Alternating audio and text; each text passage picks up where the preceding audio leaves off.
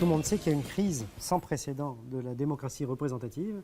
La question étant de savoir si on peut se contenter de dire qu'il n'y a pas cumul, ou qu'on se limite à 2 mandats de suite.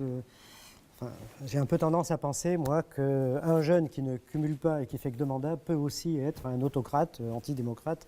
Donc, je pense que plutôt que développer longuement ce qu'il faudrait faire, il faut d'abord comprendre s'il y a crise de la démocratie représentative, essayer de comprendre à quoi ça tient.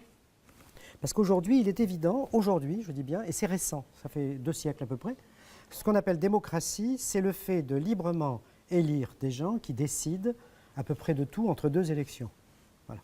C'est ce qu'on appelle la démocratie représentative. C'est-à-dire que le moment de la démocratie, c'est le vote, et le moment de la politique, c'est la décision par ceux qui ont été élus pendant une période. Voilà. Or, démocratie, ça vient de démos, kratos, pouvoir du peuple. Et donc, il y a une sorte de tamponnage entre ces 2 choses. 1, le sens du mot, et 2, le fonctionnement dans tout ce qu'on appelle les démocraties modernes.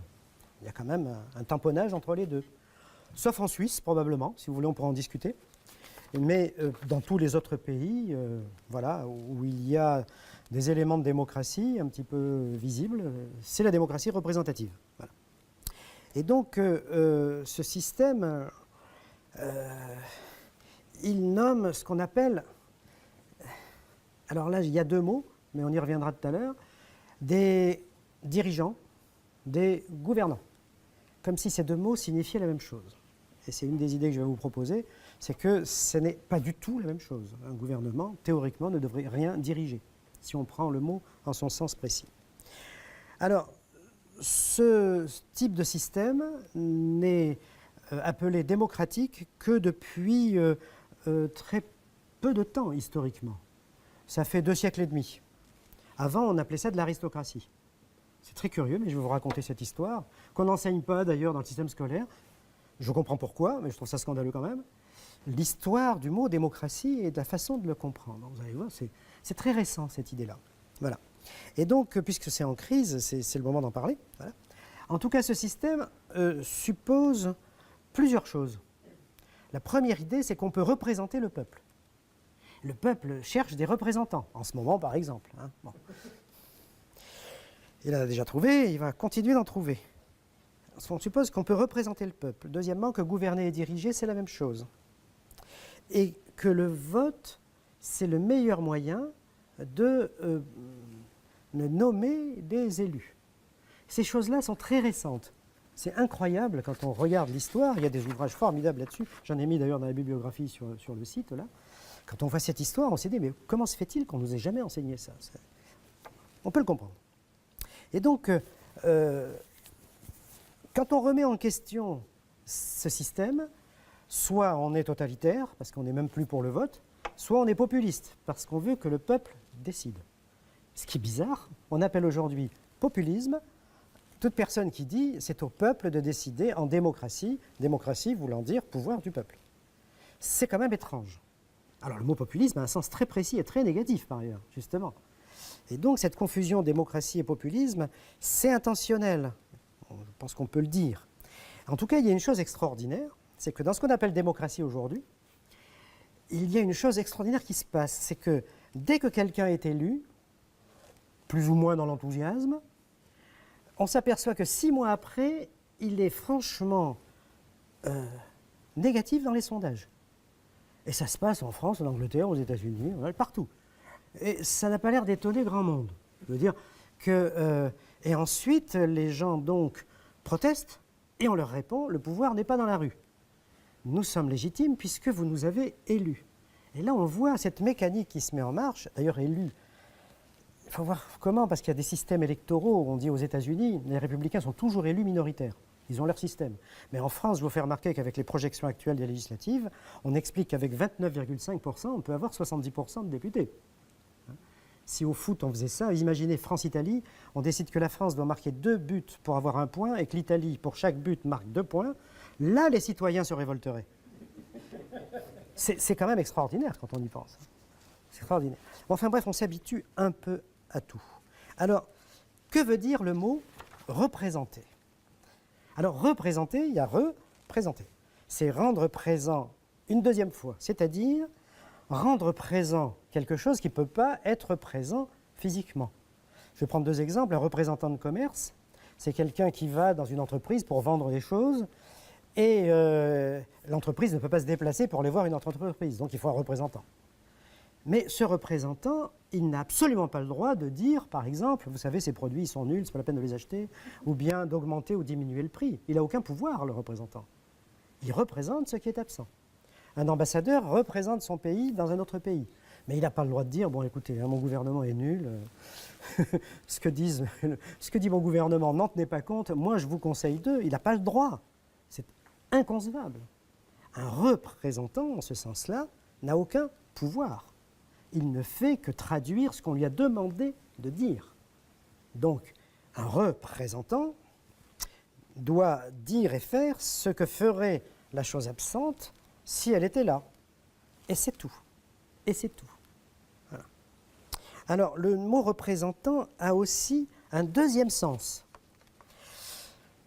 On représente, c'est-à-dire qu'on décide à la place d'eux. Alors, par exemple, des parents décident à la place des enfants mineurs, parce qu'ils sont mineurs. On peut aussi représenter une personne qu'on dit aliénée, qui a une souffrance mentale, parce qu'on estime qu'elle n'a plus les moyens mentaux de décider. On peut aussi représenter quelqu'un qui est mort. Eh oui, on doit... Alors, en quel sens parle-t-on de démocratie représentative? Alors c'est très grave, parce que si par hasard c'était dans le deuxième sens, ça voudrait dire que le peuple est infantile, aliéné, ignorant, mort, disparu. En tout cas, il disparaît. Alors, dans la démocratie représentative, si c'était le premier sens, on ferait comme en Suisse. C'est-à-dire que si un gouvernant élu prend une décision et que le peuple n'est pas d'accord, eh bien, il décide une votation et hop, on renverse, comme ils ont fait avec le nucléaire récemment, ou sur des tas d'autres thèmes. Hein. La Suisse, elle seule, a fait plus de 50% de tous les référendums de l'histoire de l'humanité. Donc c'est possible. Hein. Avant, ce n'était pas possible. On disait, il n'y a que dans les tribus que ça marche, parce qu'il ne faut pas être beaucoup. Mais maintenant, avec l'informatique, hein, même en Chine, on peut décider un référendum toutes les semaines. Pas de problème. Hein. Ah oui, avec ça, on peut commander un truc chez Amazon, il est dans votre boîte aux lettres le lendemain. Donc on peut voter. Donc, ça n'est plus du tout l'argument. Si bien que la démocratie représentative utilise le mot représentant plutôt au deuxième sens. La preuve, c'est que si le peuple vote non à un référendum, on décide qu'il n'y aura plus de référendum et qu'on signera quand même. Ce qui prouve que le mot démocratie fait problème. Et que les citoyens qui croient à la démocratie, pour leur liberté personnelle, mais aussi pour la décision collective, eh bien, ils font ce que l'on voit partout, là où les démocraties sont les plus anciennes, abstention et montée de certains votes antidémocratiques. Hein, il n'y a pas qu'aux États-Unis. Hein. La France, on est bien placé, derrière l'Autriche, il faut dire, enfin, Pologne, Hongrie, quand même pas mal de pays. Ça veut dire qu'il y a une crise qui se manifeste par l'abstention, qui autrefois était...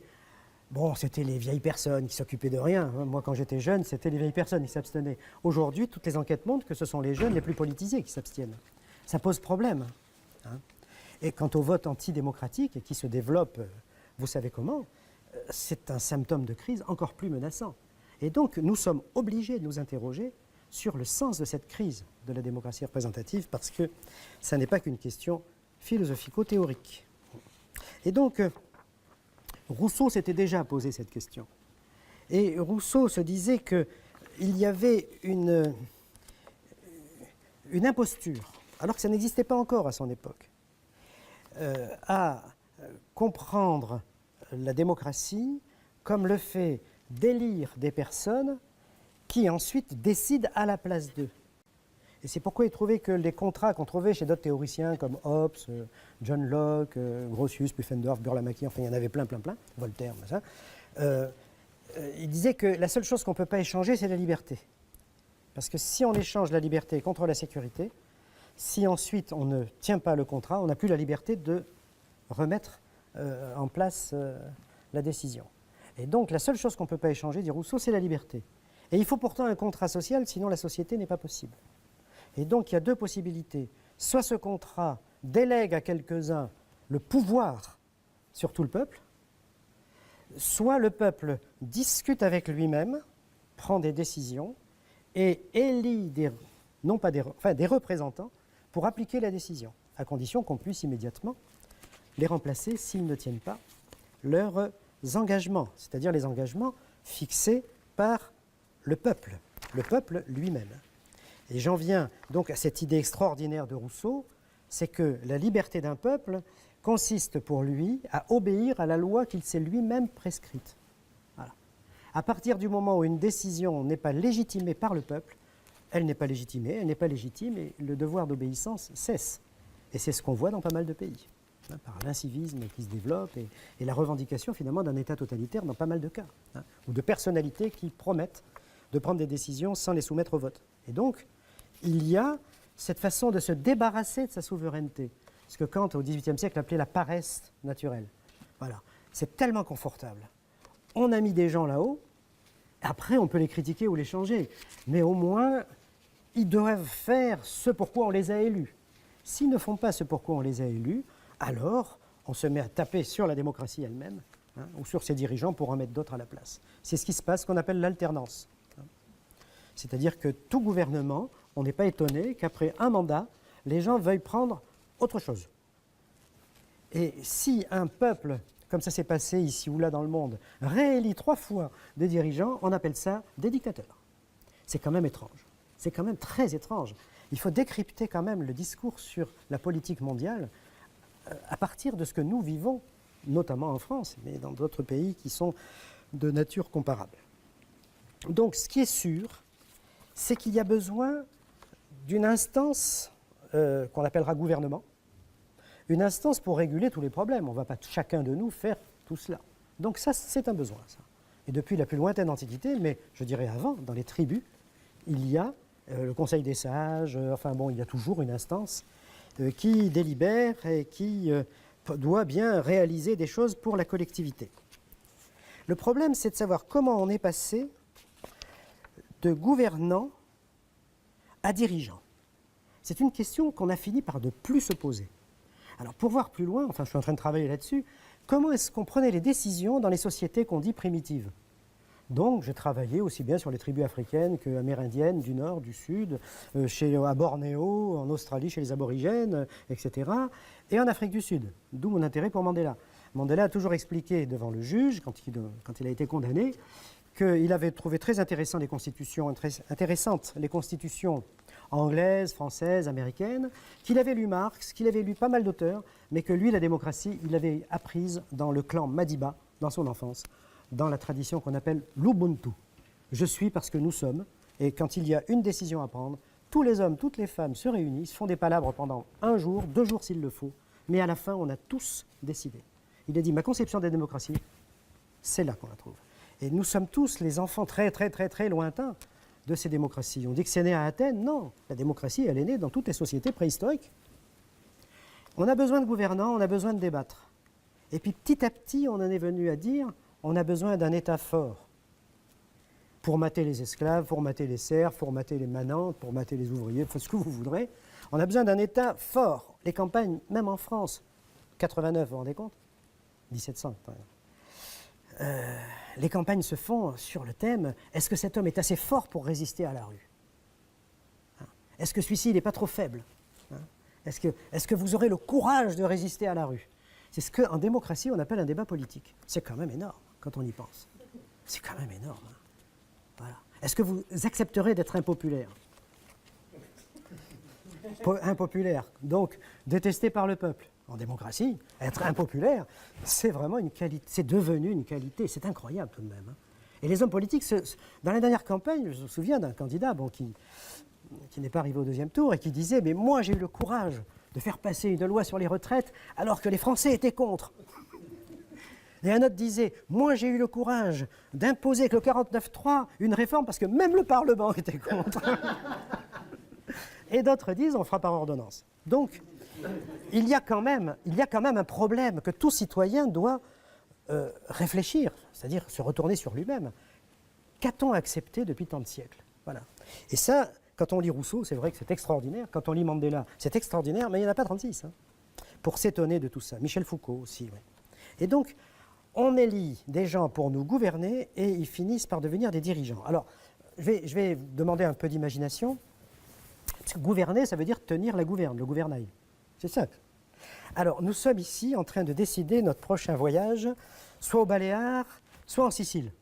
Voilà. Alors, on va délibérer, on va discuter, on va voter. Alors, imaginez, vous voulez aux Baléares et tout ça, vous l'allez en Sicile. On a décidé de la direction, le cap. Donc, si on va aux Baléares, il faut mettre la gouverne à peu près à 230 degrés sud-ouest. Et si on décide d'aller en Sicile, il faudra plutôt mettre, je ne sais pas moi, si on est à Marseille, 160 hein, sud-est. C'est pas pareil. Donc, on va décider, on est tous sur le bateau, là, vous voyez. En plus, ça ressemble à l'avant d'un bateau, ici. Et on va se dire, maintenant, mais qui tient le gouvernail? On ne va pas tous tenir le gouvernail, c'est pas possible. Un peuple ne peut pas se gouverner comme ça, hein, surtout. Donc, on va se répartir les tâches. Alors, mettons, vous tiendrez le gouvernail de 8h à 10h du matin, vous de 10h à midi, vous de midi à 2h, etc. Alors, lui, il voulait aller aux Baléares, donc il prend le gouvernail et il va directement 230 degrés 50. Vous arrivez, vous dites, eh oh, non, t'es pas là pour diriger, t'es là pour gouverner. Et donc, vous remettez le cap. Donc, gouverner et diriger sur un bateau, tout le monde serait d'accord. On n'accepterait jamais de monter sur un bateau organisé comme ça. Mais ce ne serait un bateau, c'est comme le foot tout à l'heure. Pour l'avenir d'un peuple, c'est moins important. On élit des gouvernants pour faire certaines choses et on accepte ensuite qu'ils dirigent. Et on finit par les estimer légitimes parce qu'ils ont été élus au suffrage universel. Alors, d'où est-ce que ça vient tout ça? C'est quand même étrange. Jusqu'au XVIIIe siècle, on considérait que élire des dirigeants, des gouvernants, au suffrage universel, c'était une position aristocratique, au sens français de l'époque, c'est-à-dire les nobles. Vouloir être un démocrate, c'était demander qu'on tire les dirigeants au sort, les gouvernants, le tirage au sort. C'est ce qu'on trouve chez Montesquieu, par exemple, l'esprit des lois. Le suffrage par le sort est de la nature de la démocratie. Le suffrage par choix est celui de l'aristocratie. On remonte. Rousseau dit pareil. Il se réfère d'ailleurs à Montesquieu. Aristote, 4e siècle avant Jésus-Christ. Il est considéré comme démocratique que les magistratures soient attribuées par le sort et comme oligarchique qu'elles soient électives.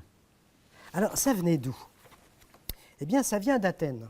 La démocratie est née pour une raison très compliquée de financement du mur d'enceinte entre le Pirée et Athènes qui a ruiné complètement les gens, et parce que l'aristocratie qui gouvernait avait décidé ça sans consulter personne. À partir de là, on a décidé que pour toute décision importante, il fallait réunir les citoyens, donc pas les femmes, pas les métèques, pas les esclaves, bien sûr, mais bon, les petits 10% qui restent, on réunit les citoyens, on fait un débat contradictoire et on vote en mettant des tessons de jarre noirs ou blancs dans des grands sacs, voilà.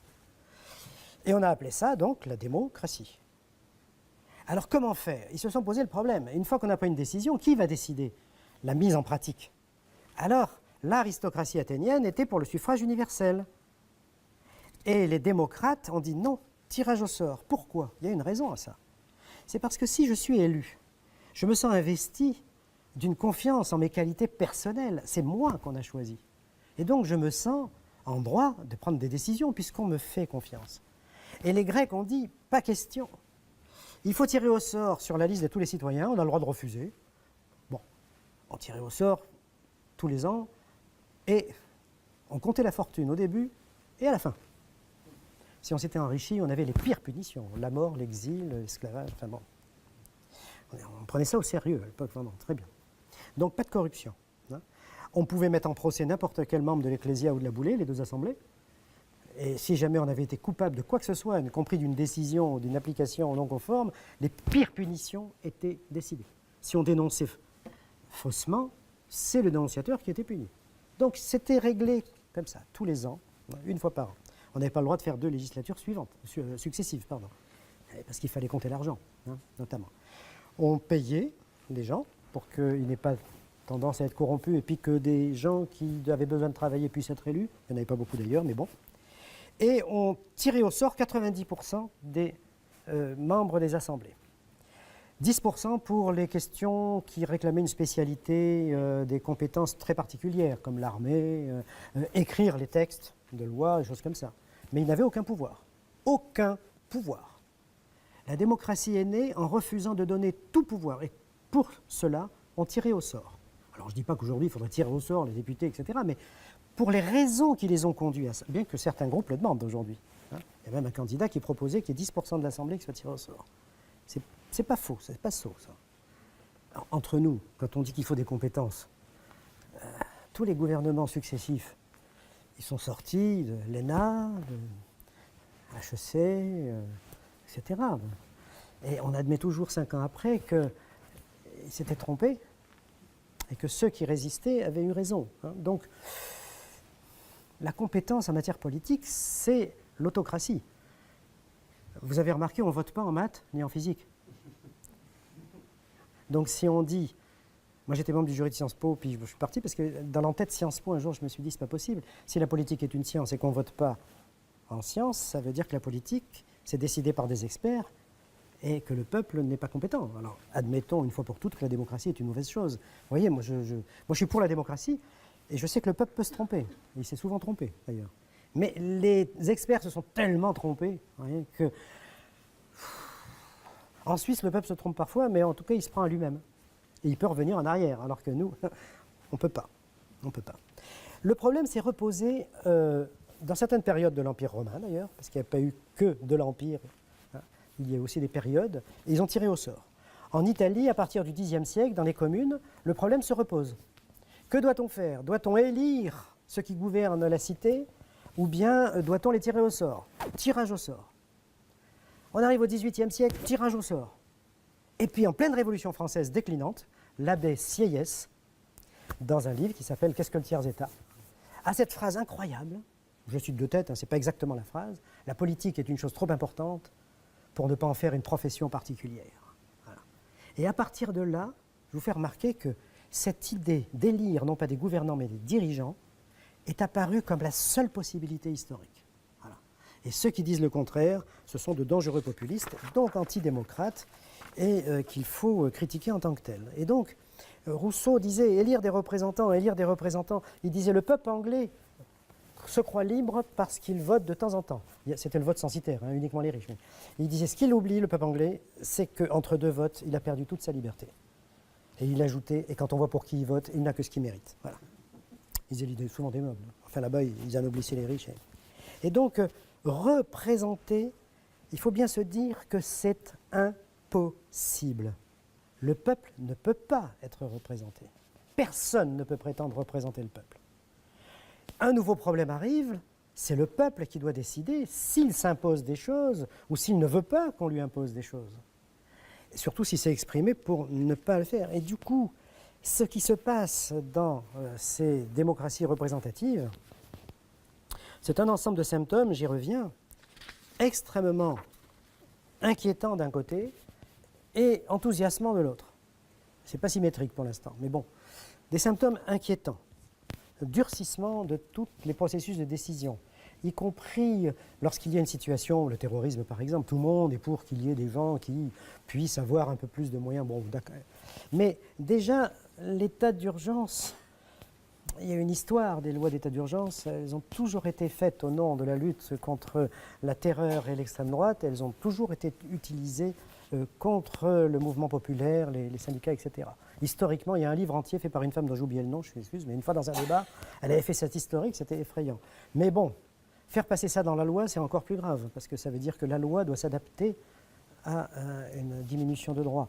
Il y a quand même des choses dans les modes de désignation, dans les modes de décision, qui font que, là je vais citer des auteurs, je ne sais pas que je suis pour ni contre, ils sont intéressants quand même, Marcel Gauchet, le philosophe, là, qui dit que dans la démocratie, il y a deux choses. Il y a les droits, les libertés individuelles, et ça a planétairement triomphé. Plus personne, même le pire dictateur, dit « je suis un vrai démocrate, moi c'est la vraie liberté ». Bon, ça, tout le monde est pour la démocratie en ce sens-là. En revanche, une chose, ça veut dire une deuxième chose, c'est mettre toutes ces libertés individuelles ensemble de sorte qu'on puisse décider ensemble. Et ça, nous dit Marcel Gauchet, cette conversion de la liberté individuelle en liberté collective active ne se fait plus.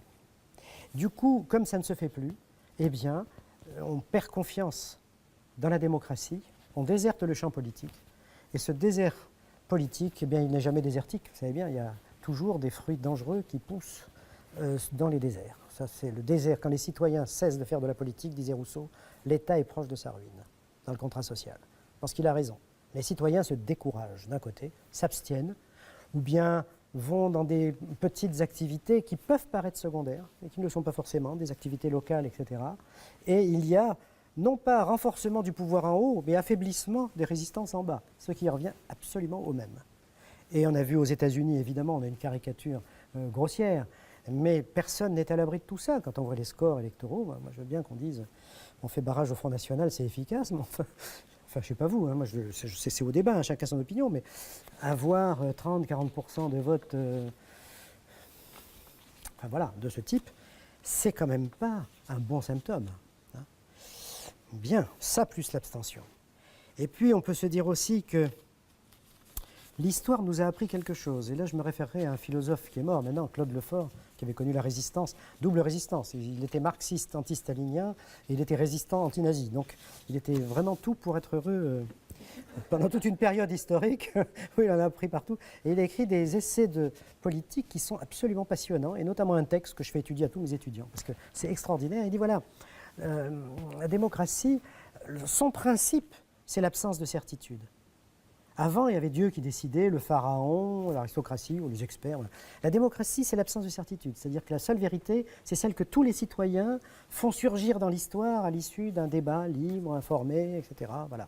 Donc il n'y a pas de certitude. Et c'est pour ça qu'on veut la démocratie. Pour dire chacun a sa voix. Bon, dans tous les sens du terme. Mais s'il y a, nous dit Claude Lefort, crise économique, insécurité, menace de guerre, eh bien, il se trouve, et que, ajoute-t-il, les conflits n'arrivent pas à trouver une résolution symbolique au champ du politique. Il écrit ça dans les années 60. Eh bien, il y a la recherche par le peuple d'une identité une. On est chez nous. Et oui, l'identité nationale, on est chez nous, etc. Une identité, pensez à l'Allemagne. Rien. Un pouvoir incarnateur, un peuple réuni. Voilà. Ça donne le peuple allemand, là, le retour des Américains, les bons Français, le vrai ceci, cela, quoi, voilà. Il nous dit, et à ce moment-là, le totalitarisme peut naître de l'intérieur même de ce qui fait de la démocratie sa grandeur, l'absence de vérité. Les gens vont chercher une vérité absolue, une vérité claire, nette, et quelqu'un pour l'appliquer. Voilà. Eh bien, moi j'aime bien relire ces textes-là, parce que, évidemment, ils permettent de maintenir l'inquiétude et la réflexion. Il y a aussi des bons symptômes, parce que dans ce désert, il pousse des choses. Vous savez, dans tous les déserts, c'est marrant, même dans la lave, il y a des petites fleurs de toutes les couleurs qui poussent dès qu'il pleut.